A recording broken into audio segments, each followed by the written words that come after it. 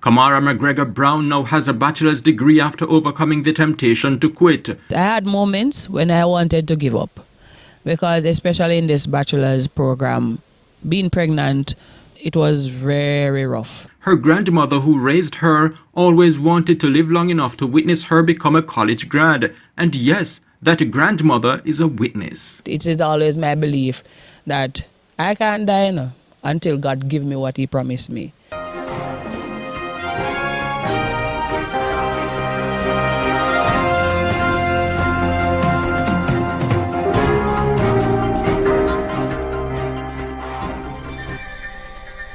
Now I'm going to say to persons, if you're on the brink of saying, you know what, give up, don't. That's excellent advice from Kamara McGregor-Brown, who almost gave up, but she eventually stuck it out to the end, fulfilling her dream of becoming a college grad. Today I am here collecting a bachelor's degree. Yes, a bachelor's degree, yes. So today I actually have it here, yes. McGregor-Brown, who hails from Redwood District in St. Catherine, now holds a Bachelor's of Science degree in Business Administration, majoring in Finance and Management. Before securing that feat, she attained an Associate's degree in Business Studies.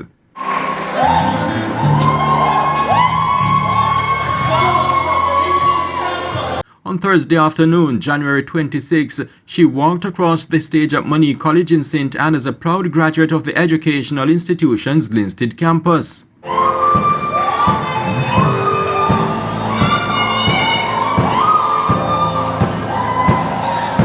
The dream wasn't hers alone. It also belonged to her maternal grandmother, Isilda Bennett, who raised her. I hold out with the determination and the main driving force behind that is that I have a grandmother, Isilda Bennett. She's somebody that she might not have everything together in the English and so on, but it was her determination that before she closed her eyes, she must see that I'm wearing her high shoes to work, or she must see that I'm graduating from a college. And today, that dream came through. I feel proud of my granddaughter, and I know that she will stand for righteousness, and I just want her to just stay with God. McGregor-Brown's early quest for a sound education has brought her through various schools: Cedar Valley Primary and Infant, March Street Basic School, Gospel Hall Basic School in Berkshire Hall, Blackstonage Primary, Mount Nebo Primary, and Enid Bennett High School, formerly Bugwalk High. Well, I was always the not so the most brilliant, or say the brightest one then. But I always want to participate in activities in school and so on. But as I said, not being the brightest child. But I still put my involvement in primary school at Mount Nebo. I wanted to go, to the traditional high schools, because that is the dream of every person after doing GSAT. Unfortunately, in 2004, I didn't go to Shirley Mount Dintillardo School. I went to Bogwalk High School, now is Enid Bennett. I didn't try to put myself down. I decided in my mind that I have a goal and I need to achieve something, so I'm going to push myself despite the school that I am at. And at grade 7, I was placed in almost the third Dunces class, 7-7. We had 9 grade 7, yes. I was placed there. And that September, by January, I had moved up to 7-5. That's the thing about me. It doesn't matter where I am. If I decide that I want something, I am going to go for it. So I said to myself, you know what, I'm not going to stay in this class because the stigma with this class, I don't want to stay there. And I'm always a go-getter. I push myself, I reach 7-5. From grade 7 going up, it's always first. Despite not starting out as an academic whiz and not attending one of the most vaunted secondary schools, McGregor-Brown put in the hard work and achieved great things. She amassed 13 CXC subjects, comprising 10 at the CSEC level and 3 at the CAPE level. Currently, I have 10 CXCs, including of maths and English, 3 CAPE subjects, and right there and then 2009, I wanted to go to Shortwood Teachers College because I love religious education. I have a grade 1 in that subject, and I wanted to do that and integrated science. But I didn't get to go to Shortwood. I went to sixth form for 1 year. After leaving Enid Bennett High School in 2010 at the end of lower sixth form, McGregor-Brown applied the brakes on her educational pursuits. It was all about love, marriage in 2011 to Howard Brown, and other good things that good relationships bring. In 2010, as I said, I left lower six, and and behold, Mr. Howard Brown, yes, Howard Rynell Brown, my husband of 12 years, we got married 2011. We had our first child, Khadija Brown, and life went on. I wasn't really working or so, but as I said, I am a go-getter. So, I started my little ice cream business at home. Yes, I don't just sit at home and do nothing. Start my little ice cream business, take care of my house, take care of my daughter, and so on. Because of determination and wanting to achieve something, because it was always my dream to become an accountant and own an undercar. Yes, and I'm still going to get it. So when I at home and I realized that, well, we didn't have I set a 5-year plan, and I said, within this 5-year period, I need to at least get maybe an associate degree or something. Clearly a strong believer in women empowerment, the lucky man turned out to be a real blessing to his wife. So my husband sent me to college 2015, where I acquired my associate degree in business studies, finishing 2017.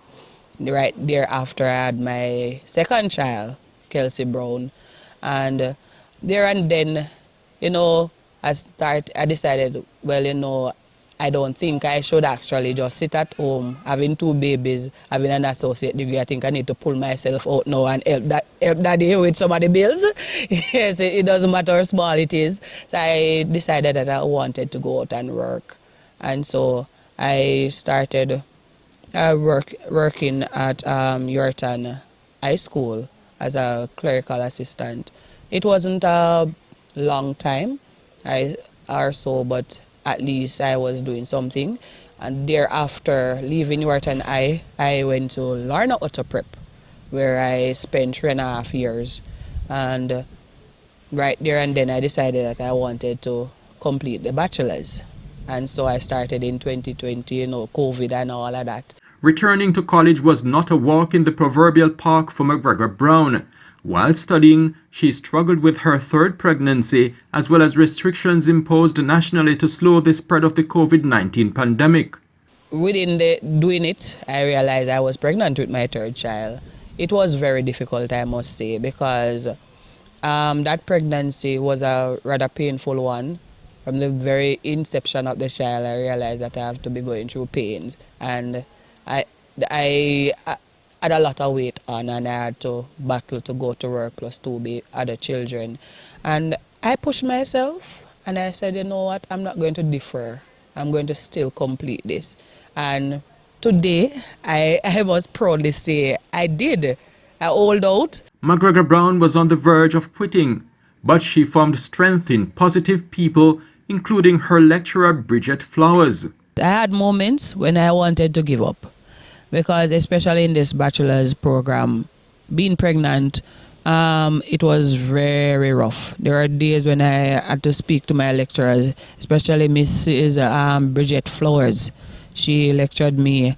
I had to call her once and I said, Miss, I'm not sure if I can do this. Maybe I'll do a deferral or something. And she said to me, think about it, and try to go through. If you can't, call me back. And with those words, because she's always somebody that is pushing you and driving you. She believes so much in you that you can do it. And whenever Bridget Flowers speak into my life, I'm telling you, even if I wanted to give up right now, something else is there. You know what, I can't disappoint this lecturer, you know. And she believes so much in me, and I push myself. I must first say congratulations, Kamara. She has come a long way.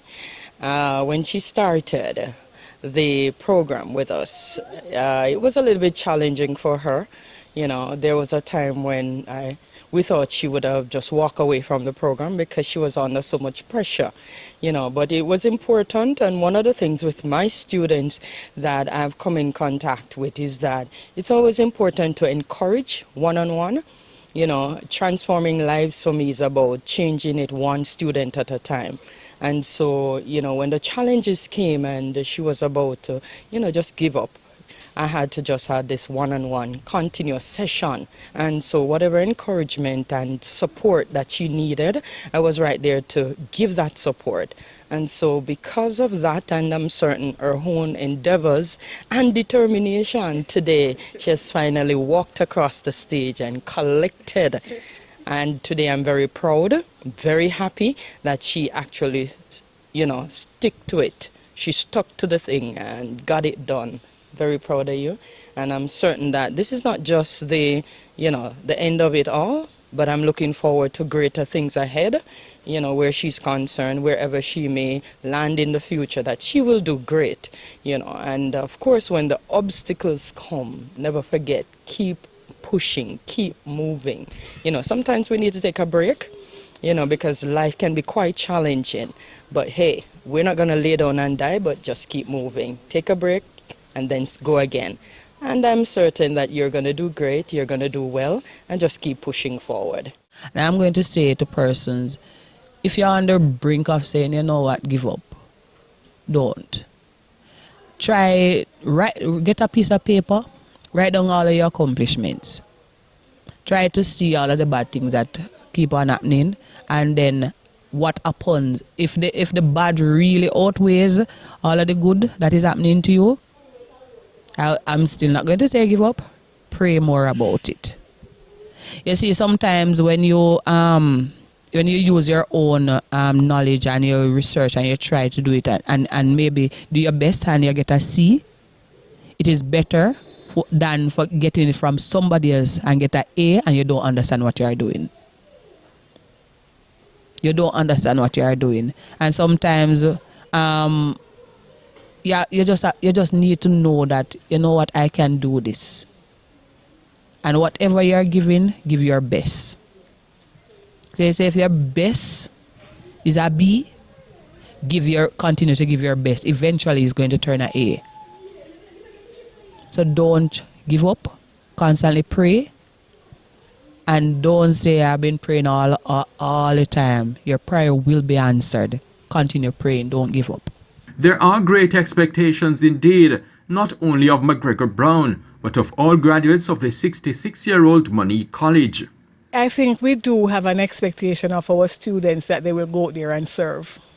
And that's really what we are expecting of them. You know, the hard work starts today. Whatever field they may go into, we are expecting them to represent themselves well. We are expecting them to represent the institution very well. We are expecting them to give up their best. You know, these are among the few who are getting the benefit of a tertiary education. It must be seen. The contribution must be felt. You know, so we're just asking that they give of their best wherever they go. McGregor-Brown is grateful to all the people who contributed towards her success. Not least among them is her maternal grandmother's employer, Pastor Liebert Newby. She recalled that when she was a child, the clergyman and his family allowed her to live at their residence at Bamber District in Linstead St. Catherine. At that time, her grandmother was working for the family as a live-in helper. Pastor Newby was influential because when I got saved at age 10, they took me in at their house. You know, as a young girl and in the community, you know, you want to, you know, steer me in the right direction. They took me in. And my step-grandmother, Ms. Jennifer McGregor, she was always there. Even when I got pregnant with my first child, you know, being 18 and her at 19, even though I was married, it was, you know, somewhat, I think it was a little bit too early, you know, having a child at that time. And she would encourage me, listen, this is not the end of it. You can achieve anything that you want once you put your mind to it. And so they encouraged me and they pushed me. And in the inception of me being here, my mother, Tassie and Sterling, she might not have been there to maybe grow me like that, because my grandmother was always the one. But I remember times when in primary school, high school, Mama can't make it to no PTA meeting, and she will always find her best clothes and she will show up at those PTA meetings.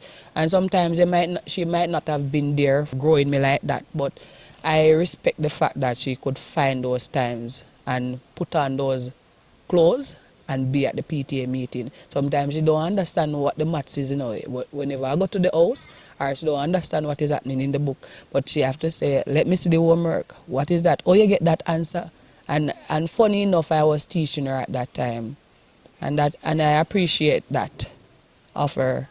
And I must say my life hasn't been the easiest one, but reaching where I am now, I have to give God thanks for reaching this far, and I'm still not finished just yet. So I feel really good. I'm happy that my cousin paved the way for us so that we can watch her grow, and also so that we as an individual can look on her as an example, so that we see that, guess what, life is out there. Without education, you won't have anything, right? So I'm happy.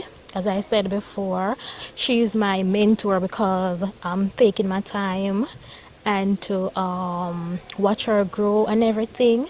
So basically, I can see that, okay, then the sky is the limit.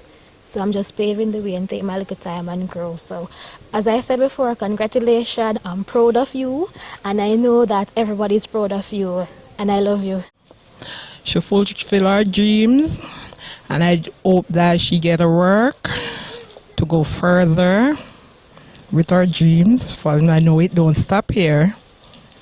So I'm proud of her, and I hope that she continue. My name is Lisa Dennis. I'm very proud of my sister. When I was smaller, I always look up to her. Still look up to her, like she's following her dreams. She's always been my role model.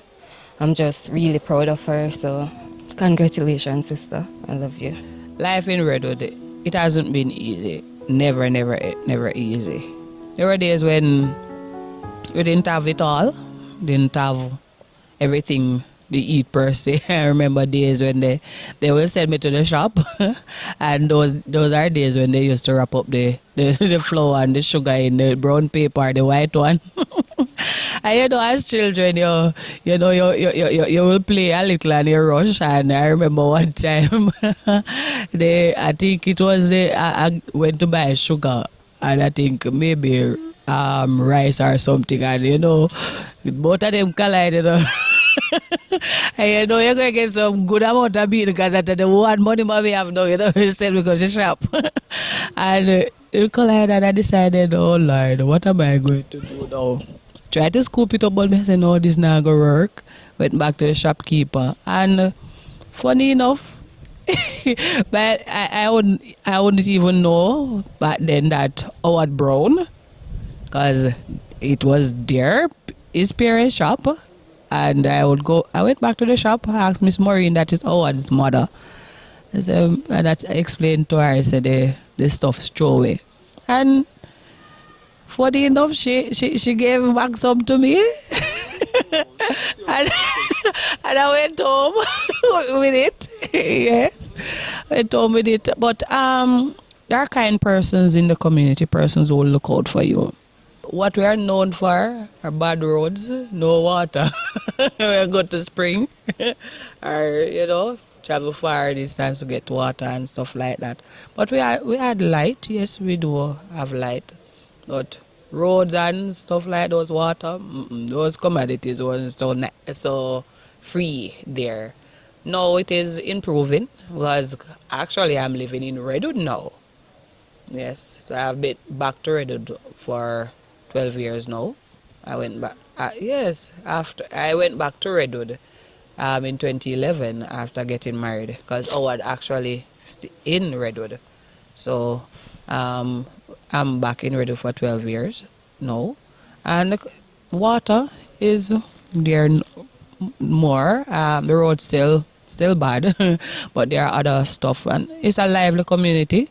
When you speak about Redwood, you can talk about all of the dance and all of those stuff that you want. All of the high parties, Redwood. Yes, you're talking about Redwood when you talk about those parties. And church services and all of that, street meetings and so on. Yes, man, Redwood is a real lively community. And as I said, the members in Redwood, they look out for each other. McGregor-Brown does not take lightly the power she wields to make a positive difference in the lives of those with whom she comes in contact. What I want for them to understand is that whatever you want in life, you can achieve it.